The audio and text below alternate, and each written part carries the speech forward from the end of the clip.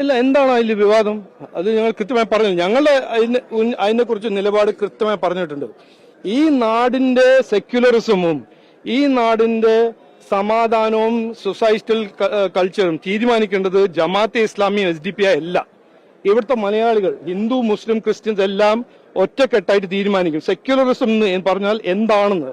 ഇത് SDP അല്ല ചെയ്യേണ്ടത്, ഇത് ശിവൻകുട്ടി അല്ല ചെയ്യേണ്ടത്, ഇത് ജമാഅത്തെ ഇസ്ലാമി അല്ല ചെയ്യേണ്ടത്, ഇത് കോൺഗ്രസിന്റെ രാഹുൽ ഗാന്ധി അല്ല ചെയ്യേണ്ടത്. ഇവിടുത്തെ മലയാളികൾ തീരുമാനിക്കും.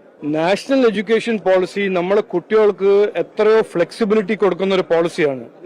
അതിൽ സ്കില്ലിംഗ് 6ാം സ്റ്റാൻഡേർഡ് മുതൽ സ്കില്ലിംഗ് കരിക്കുലമിൽ ഉൾപ്പെടുത്തിയ ഒരു എഡ്യൂക്കേഷൻ പോളിസിയാണ്. അതിൽ ക്രെഡിറ്റ് ഫ്രെയിംവർക്ക് ഉണ്ട്. കുട്ടികൾ ഇന്ന് ഇവിടെ ഒരു കൊല്ലം സ്കൂൾ ഡ്രോപ്പ് ഔട്ട് ആയിട്ട് ഒരു 3 കൊല്ലം കഴിഞ്ഞിട്ട് സ്കൂൾ മടങ്ങി വരണമെന്ന് അങ്ങനെ ആഗ്രഹം ഉണ്ടെങ്കിൽ നാഷണൽ എഡ്യൂക്കേഷൻ പോളിസി ഉണ്ടെങ്കിൽ അത് സാധിക്കും.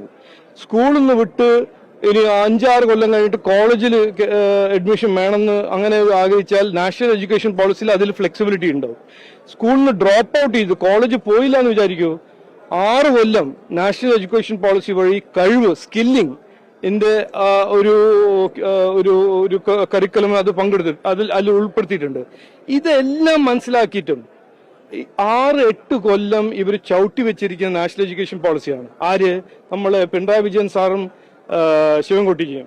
അപ്പോ ഇത് എന്തിനു ചെയ്തു? അതിന്റെ ഒരു ഡയറക്റ്റ് ഫലമായിട്ടല്ല നമ്മൾ ഇന്ന് കാണുന്നത്. കുട്ടികളെല്ലാം പുറത്തുപോയി, നാടിന് പുറത്തുപോയി പഠിക്കുന്നു. കോളേജസിൽ ഇന്നും ഇവിടെ 30% സീറ്റ് വേക്കന്റ് ആണ്. നാഷണൽ എഡ്യൂക്കേഷൻ പോളിസി കുട്ടികൾക്ക് എത്രയോ നല്ലൊരു പോളിസിയാണ്. അവരുടെ ഭാവിക്കും അവർക്ക് അവസരങ്ങൾ സൃഷ്ടിക്കാൻ ഒരു പോളിസിയാണ്. അതിനെ ഇവിടെ ചവിട്ടി വെച്ചിരിക്കുകയായിരുന്നു ഇതുവരെ.